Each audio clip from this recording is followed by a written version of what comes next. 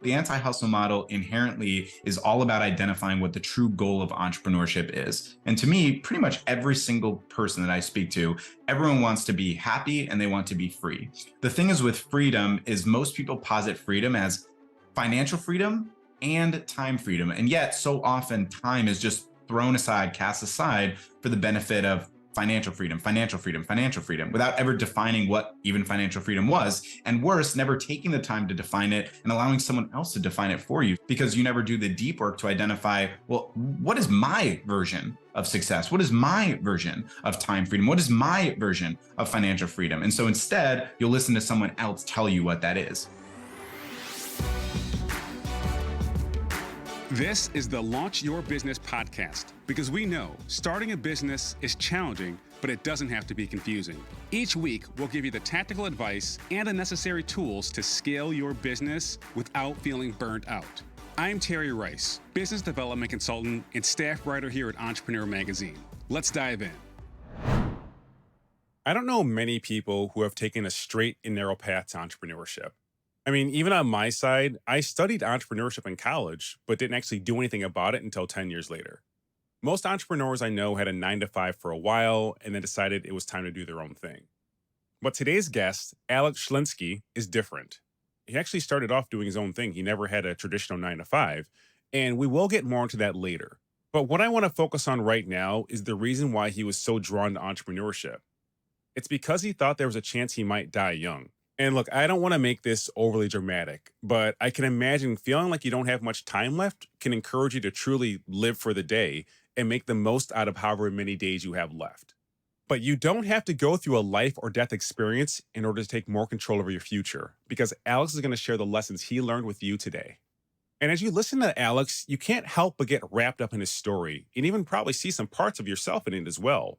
The strategy, execution, and resolve displayed is encouraging, but also prescriptive, meaning you can just follow some of the same steps he's taken. So I know you'll be inspired, but you'll also pick up on some great business building tips along the way. We'll discuss the power of persistence and why it's the key to getting what you want out of life, how to build a robust and lucrative online community, and why the hustle hard mentality makes no sense and what you should do instead. And on that last note, we'll also discuss Alex's new book, The Anti-Hustler's Handbook. So let's jump into that right now. Alex, welcome. Harry, thank you so much for having me, man. What an honor to be on the podcast. Yeah, I'm looking forward to chatting with you because often we bring on experts who are just giving their advice, but they're not telling their story of how they learned this guidance that they're providing. So today's a great opportunity for us to unpack that with you and your career. But do you mind just introducing yourself first? Yeah, absolutely. My name is Alex Schlinsky. I'm an entrepreneur, coach, sales consultant, heart surgery survivor, a huge Miami Dolphins fan as well, out here in Tampa, Florida. All right. So obviously we need to get to the heart surgery part, but let's build up to that. So you're an entrepreneur now, but what were you doing just before that? You mentioned the Miami Dolphins and I think UFC as well. So just walk us through that. Yeah, absolutely. When I was in college, I actually was running a digital marketing agency, but I didn't know it at the time. The reason being is that I was going to school to either become an attorney or a psychologist. I ended up choosing the psychology route, worked really hard to be successful at school, but then ultimately burned myself out by working too hard. So the idea of going back to school was just null and void. There was no way I was going to be able to do it. And even though I had the business that was available to me, I think I didn't have a strong enough entrepreneurial curiosity in terms of building, my marketing agency out more. And so I focused on, passions. And I love sports. I love the UFC. I love Miami Dolphins, Miami Heat. So I tried to become a journalist. I called the Miami Dolphins media department every single day for 2 months straight before training camp, trying to get this credential because I was committed to making it happen. And ultimately, after hearing every single objection in the book, I knew one thing that was really important to me, which was I was willing to hear no more than they were willing to say it. And so I just called and called and called, eventually knowing that the browbeating will eventually make them capitulate and they would give me this opportunity. And finally, one day, the assistant for Jason Jenkins, the media member or the media PR professional at the Miami Dolphins, finally patched me through. And I remember that hold music, Terry, and I was like, I don't even know what I'm going to say. I've been trying to get on this call for 2 months and I don't really remember what it was. I think I blacked out. It was something along the lines of, Jason, Dolphins fan, media member now, please. And he said, cool, we'll see you on Sunday. You're credentialed. And there it was. And that was the first time in my life that I really put something into work, as the idea that my parents would always share of like, you can set your mind to anything. If you get it, if you do it, if you want it, you can accomplish anything. I think it's amazing the statement you just said, where you said, I was willing to hear no more than they were willing to continue saying it. And just that mindset, that determination, I'm sure has benefited you going forward as well with your career. But some people just stop at no and like, okay, well, that's it. It's like, no, you got to be persistent and keep on pushing through, because that's how you stand out and that's how you get the great results you've had. But 100%. walk us through this, right? So you heard no a bajillion times, you finally got the yes, you're now a credentialed journalist. What's next? What happens after that? Yeah, I remember they gave me the badge. They gave me the media member badge. I still have it in my office. They gave me the badge, and it's, the Miami Dolphins logo. It says credentialed media member of the year. And that feeling, that overwhelming sense of achievement was unbelievable. It honestly, like, I have chills still talking about it today, because I remember how that feeling was and desperately wanting to generate that feeling over and over and over again. And so I went to practices, and I went to, I think, 6 home games that season, where I lived in Orlando. So I had to drive like 4 hours on Saturday night or Sunday morning to go to the games, but I did not care. I was so excited about the opportunity to do this. And it was an amazing experience, even though I made probably collectively $500 for the whole season. Not exactly the most lucrative profession, unless you like commit to it long term, which I was definitely not going to, but it was an incredible experience. It's interesting because we're similar in how we got involved with journalism. I didn't go to school for it either. I actually met the editor in chief of Entrepreneur Magazine when our kids were going to the same gym class. That's the only reason why I'm talking Nice. right now. But I know you eventually moved on from that role. So what made you want to do that, and what did you do next? Yeah, so I made that comment about during college I had a business, but I didn't really know about it. Really, what it came down to is when I left high school, before I went to college, I did an internship with my next door neighbor, who was a personal injury attorney. And Facebook business pages had just released, and he was very confident that it would become very, important in the industry, which he was definitely right. And so he asked me to post for him once a day on Facebook to generate more cases for him and do a constant contact newsletter, of which he would pay me $1,000 a month to do that, which was like big money at that time. So I did that for him for most of my senior year. And then after I went to college, I asked him if anyone that he went to law school with in University of Florida potentially worked in Orlando that could also be a client of mine. And he sent me like 20 attorneys, half of which were like, oh, Lloyd sent you, here's money, like without even any sort of sales pitch or anything. And so magically I was making— Did you charge them the same amount? Because $1,000 a month seems very low. It was $1,000 a month. Yeah. So it's funny how you say it seems very low, but to me at that time, it was like astronomical. Like I couldn't even fathom the idea of getting paid $1,000 to do this. And so, I got about 10 clients, and we had them for the majority of the 4 years I was in college. My wife at that time, my fiance, was with me in college as well. And I remember we would wake up probably at like 6 a.m., go to the NHTSA website, the National Highway Traffic Safety Administration, pull out like, recalls and issues, like things that would create case opportunities, and post them on all 10 of these attorneys' pages from like 6 to 8 o'clock, and then go to class. But it's so crazy because I never really thought about it as a business. It was just a side hustle the whole time. And then after realizing, fast forward 4 to 5 years later, finishing college, realizing journalism isn't really going to make me money as much as it is passion.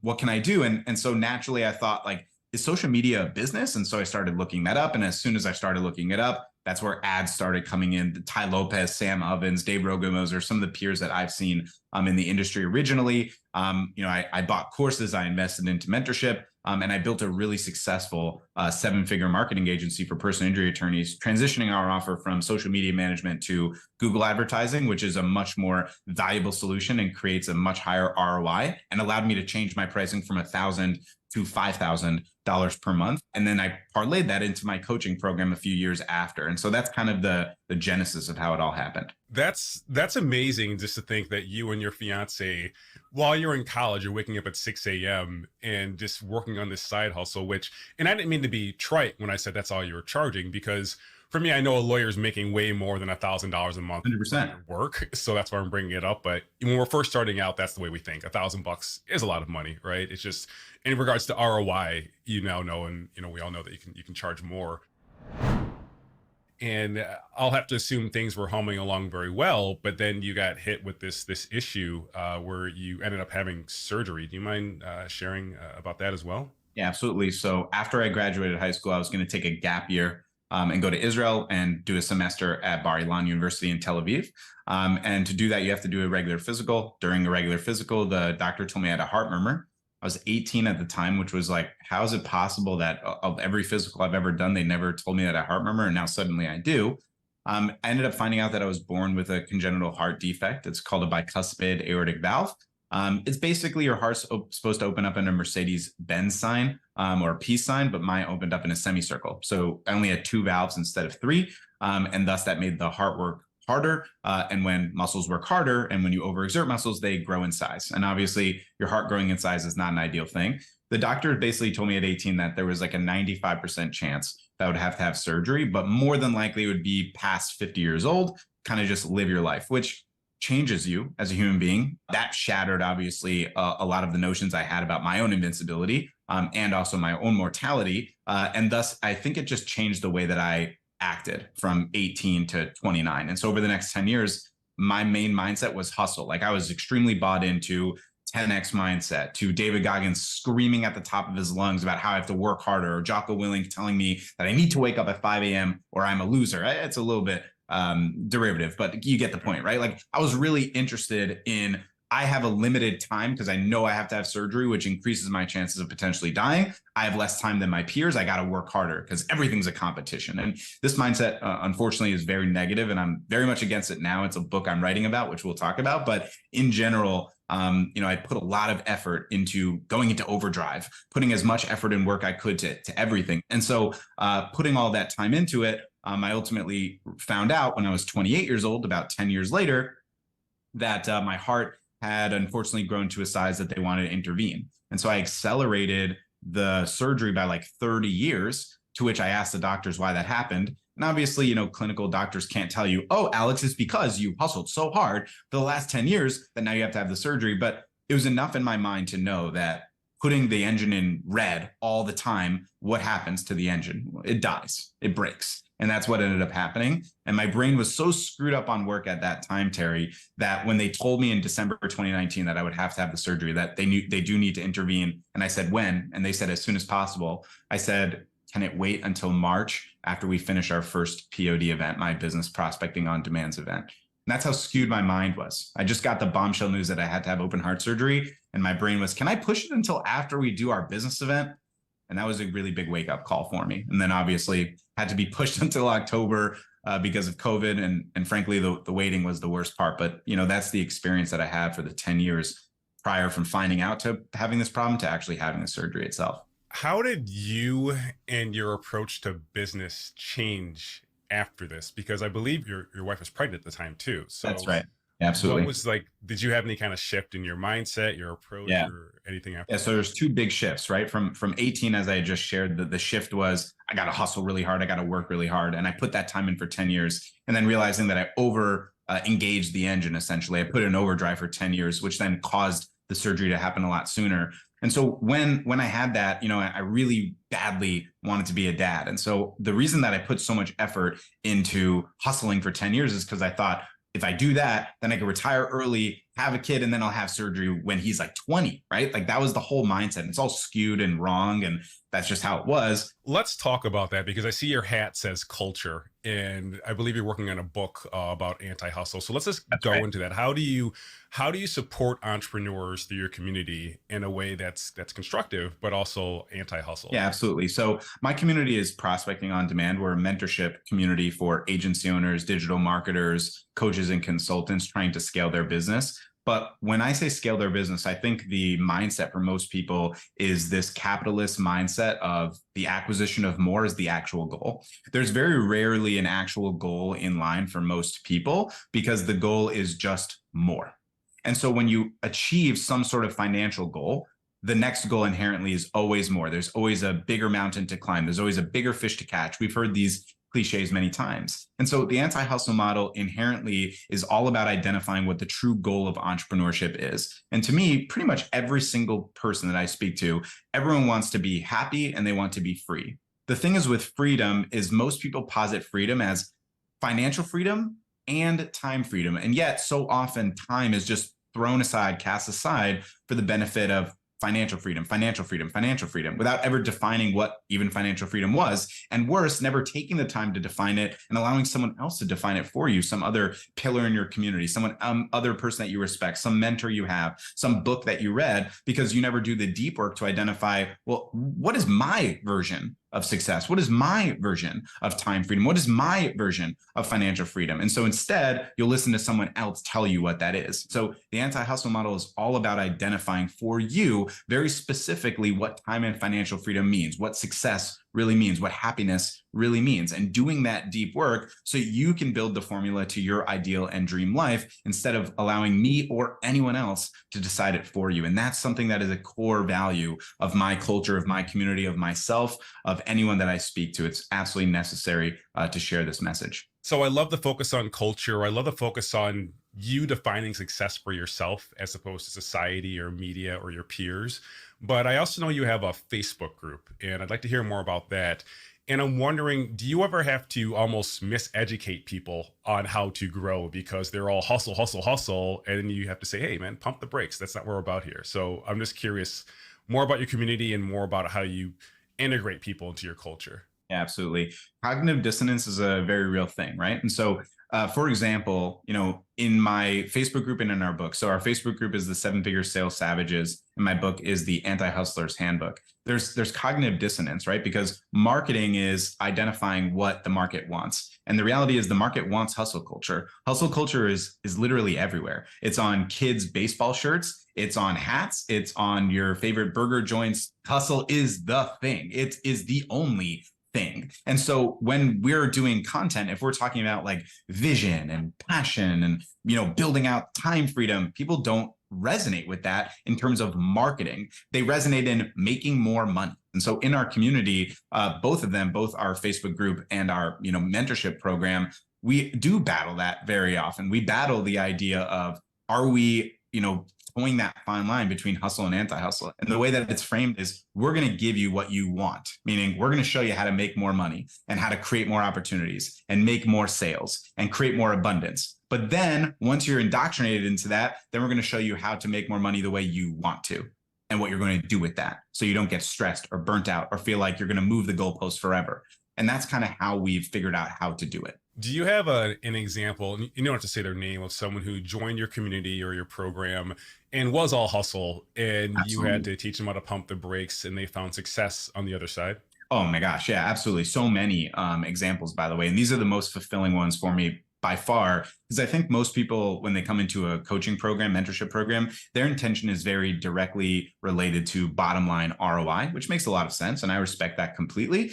But ultimately, what we end up finding is how much impact we have on people's lives, on their families' lives, on their relationships with their children and their friends, their family, their peers, their network, their communities, focusing on the things that they care about and that matter. We have a product that's called the Success Calculator, which is basically like a breakdown of, how much money you want to make, what your expenses are per month, what the investments are that you want to make. And so you can actually come out with a very clear understanding of you, particularly how much money you have to make instead of this indefinite more, right? Because that lack of clarity is what creates that anxiety and frustration and stress for so many people, that burnout. And so we had this client, Eric, who joined POD, and his initial interest of, joining the community was he wanted to get to $250,000 a month. And so, we pressed on that in the first conversation we had, but there was no clarity, evidently. It was just, it sounded sexy, it sounded nice, it sounded fulfilling. And then what he ended up realizing was in developing, a very clear path to what he really wants, the 250 was just the blinders. It was the deer in the headlights thing that allowed him to not have to do deep work to recognize what really mattered to him most, because everyone else would let him get away with the idea of, yeah, let's just work for his $250,000 a month.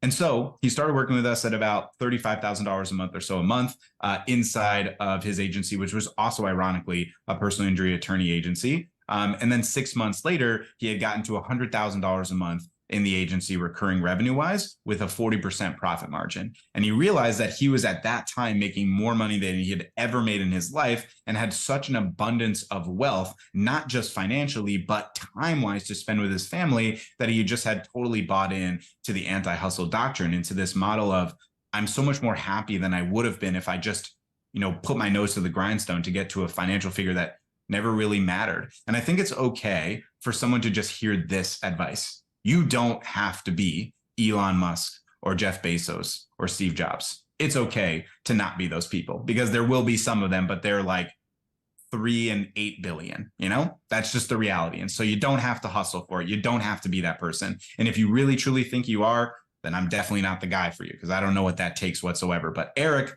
wanted to maybe be Steve Jobs, but only recognized pretty quickly thereafter, that's not really what I want or care about. All right, I'm going to ask you an easy question, have you respond. Then I'm going to ask you a hard question. So get ready for both.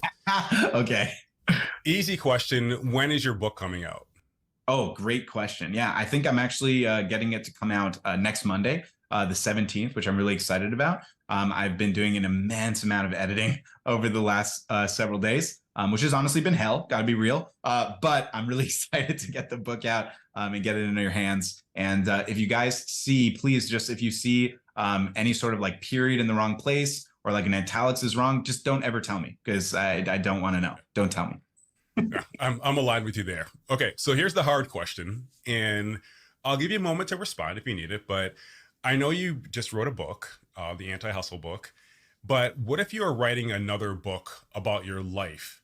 I want to know what this current chapter of your life would be called and why. I think this chapter of my life, this season of my life, would be cognitive dissonance. I think that's what it would be. Cognitive dissonance is the psychological phenomenon where your actions don't meet the way that your mind thinks about your thoughts. And so I'm so heavily right now involved in the anti-hustle model. I'm writing the book, but inherently to finish the book, to get it over the line, I'm in that final push, which is inherently hustle.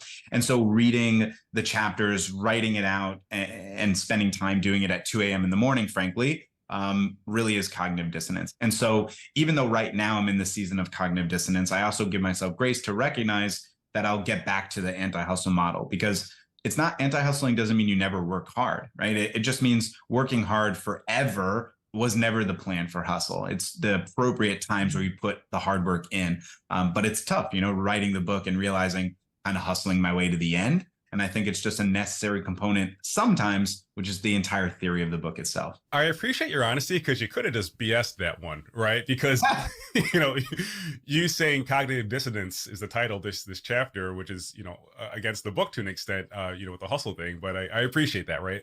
So do you speak on stages about this stuff too? Like Absolutely. How else are you spreading the word? Like, clue me in on that one as well. Yeah. So the main thing that I actually speak on stage about is sales.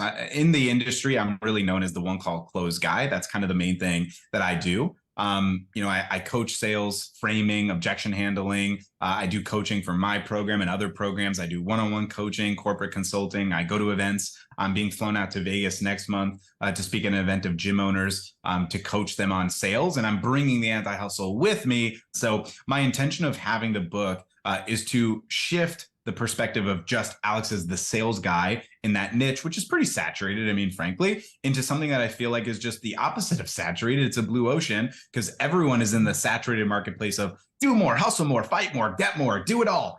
And my model is do less. Figure out what you want specifically. I want to ask you a question that I ask everyone who comes on the show, and it's this. What is one lesson about entrepreneurship that you wish you learned sooner? The one lesson that I wish I learned sooner is that it's supposed to be hard. I think you hear a lot of times that people will say, like nothing easy is worth working for, right? And so to me, that cliche is so undercut by the, well, duh, that it's actually not taken for face value. What I mean by that is people have this mindset related to a certain percentage of success scales. And success percentages range so drastically in every industry. And this is something that I love coaching on. Have you ever heard of the power of 36%, Terry? I haven't. Okay, so I'm not a big baseball fan. Sorry to all the baseball fans out there. But the highest batting average in the history of baseball is Ty Cobb with 36%. Okay. Now, in any other walk of life, all right, in any other walk of life, 36% is not just a fail. It's like a mega F. You didn't even try. And so what we end up finding is people measure themselves up to an unrealistic expectation because either they thought it was easy or it was easier for other people due to seeing like highlight reels, only the success, not recognizing the amount of failures that were prerequisites to success. I think that's something I wish I knew earlier. I'm a very committed human being. As soon as I put my mind to something, I'm very, like competent and capable of achieving it. And very rarely have I failed at achieving it. And some things that I failed achieving, like the experience is so overwhelmingly negative, instead of it being like, well, that's kind of just part of the process. You failed at this, let's figure it out and move on. Instead of it being such emotionally draining,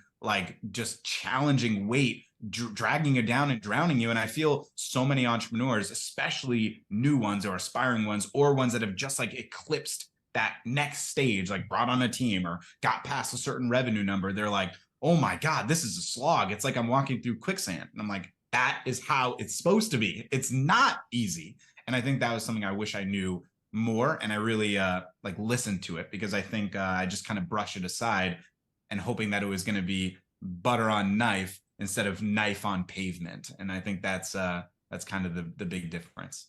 Well, you're going to help a lot of people avoid that same challenge. So I appreciate that. But Absolutely. Before I let you go, I know a lot of people are going to want to follow up with you. So where can they find you? Where can they learn more about you? Yeah, so you can find me in lots of places online, frankly. If you can magically spell my name without looking at this name of the podcast, you win. You get a free prize. You can DM me about it. My last name is SCHLINSKY. You can find me at alexschlinsky.com on all profiles, social profiles. I'm active everywhere, thanks to my team. And also at prospectingondemand.com and mentorship program, where you can find out all how we do white glove coaching and mentorship for agency owners, coaches, and consultants. Awesome. Thanks, Alex. This has been great. Thank you so much for having me, Terry. It's been awesome. And that's our show for today. But as we're signing off here, keep this in mind. The anti-hustle approach isn't just about doing less work. It's about enjoying your work and being more present in every situation. And this increased mindfulness will lead to you being more fulfilled and making better decisions. Again, I highly recommend checking out Alex's new book, The Anti-Hustler's Handbook. It's a guide for how you can run a successful business without being miserable or burning out. You can also learn more about Alex's program, where he helps impact-driven entrepreneurs achieve time and financial freedom by visiting prospectingondemand.com. Again, that's prospectingondemand.com. Thanks again, and I'll catch up with you next time. Apply what you've learned on today's show. You'll find the show notes and more resources at terryrice.co/podcast. Again, that's terryrice.co/podcast. And the best way to support this podcast is by subscribing, telling a friend, and leaving a review. Also, you can get more tips by following me on Instagram at @itsterryrice, or follow me on LinkedIn. This episode was produced by Josh Wilcox of Brooklyn Podcasting Studio and edited by Dan Lardy. Special thanks to my wife, Dominique, for keeping our kids relatively quiet as I recorded. Thanks again for listening. I'll see you next time.